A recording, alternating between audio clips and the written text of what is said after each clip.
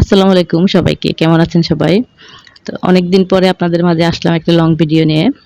তো সব বন্ধুদেরকে আসলে অ্যা মানে এত মিস করছি বলার মতো না। যে আসলে কারো সাথে কোনো যোগাযোগ নাই, কারো সাথে কোনো রকম কোনো কমিউনিকেশন করতে পারতেছি না। নিজেও কোনো রকম ভিডিও লোড দিতে পারতেছি না। তার একটা কারণ ছিল যে আমরা আপনারা সবাই হয়তো জানেন, যারা আসলে বিশেষ করে বাংলাদেশী তারা জানে যে আমরা একটু সমস্যার মধ্যে দিয়ে গিয়েছিলাম। দেশের পরিস্থিতি আমাদের ভালো ছিল না। তো আমরা যেহেতু কারফিউ এর মধ্যে অনেকদিন ছিলাম, তারপরে বাসায় বসে সময় কাটাইছি। তারপরে এখনো আমাদের আসলে সমস্যার সমাধান হয় নাই। কারণ আমাদের মোবাইল যে নেটওয়ার্ক সেটা এখনো পুরোপুরিভাবে ঠিক হয়নি। যখন ঠিক হয়ে যাবে তখন ইনশাআল্লাহ হয়তো আমরা রেগুলার হয়ে যেতে পারবো। এখন অনেক কষ্ট করে ভিডিও লোড দিচ্ছি বা একটা ভিডিও লোড দেওয়া তো সম্ভব হচ্ছে না। কিছুদিন তো আসলে একদমই আমরা নেটওয়ার্কের বাইরে ছিলাম। তো এই পরিস্থিতিগুলোর মধ্যে আসলে আমরা যখন পড়ি তখন কিন্তু অনেক সমস্যার সম্মুখীন হই। তো বাসায় বসে দেখা যায় যে যেহেতু এখন আসলে মোবাইলে একটু টুকিটাকি কাজ করি। তো মোবাইলটা হাতের কাছে যখন থাকে তখন যখন দেখতে পারি না বা ভিডিওগুলো দেখতে পারি না, অন্যের ভিডিও দেখে একটা অ্যা মানে সময় কাটাতাম আরকি। আসলে যে সময়টা আমরা পাইতাম। যখন আমাদের এই সমস্যাটা হয়েছে তখন তো আসলে এটা একদমই অফ ছিল। যার কারণে বাসায় বসে সময় কাটানো হইছে। তারপর আবার দেখা যায় যে কারফিউ ছিল। বাহিরে যাওয়াটা তো সম্ভব না। তো যেহেতু বাহিরের সমস্যাও আবার। তো সবকিছু মিলিয়ে আসলে বাসায় সময়টা কাটানো হইছে। তো কে কেমনভাবে কাটাইলেন সেটাও জানাবেন। আজকে আসলে আমার ব্লগটা একটু অন্যরকম।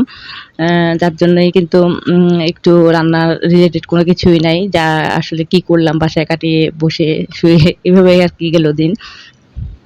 তো এর ফাঁকে আসলে চিন্তা করলাম যে যেহেতু এখন মোবাইলে ঘাটাঘাটি হয় না তেমন একটা বা মোবাইলটাকে দেখাও হয় না, কোনো ভিডিও দেখতে পারি না বা নিজে ভিডিওতে যে টুকিটাকি একটা কাজ করি সেটাও করতে পারতেছি না।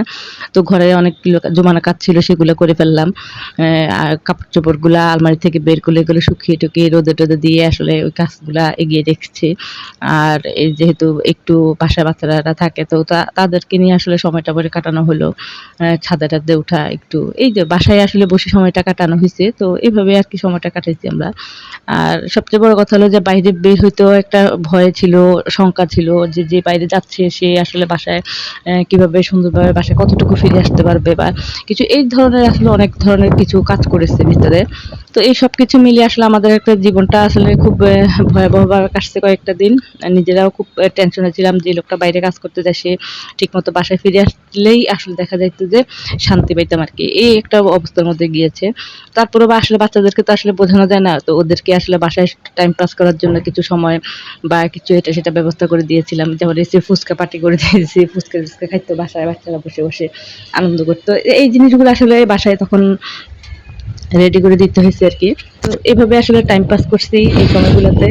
চিন্তা তো ছিলই সবার।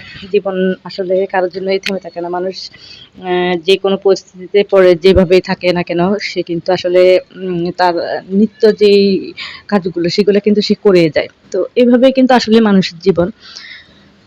তো আর কি বলার আছে আসলে মানে আমি আজকে কতদিন থেকে ভিডিও দিতে পারতেছি না। তো একটা বানিয়ে আপনাদেরকে দিলাম। যে ভালো লাগলে লাইক কমেন্ট করবেন।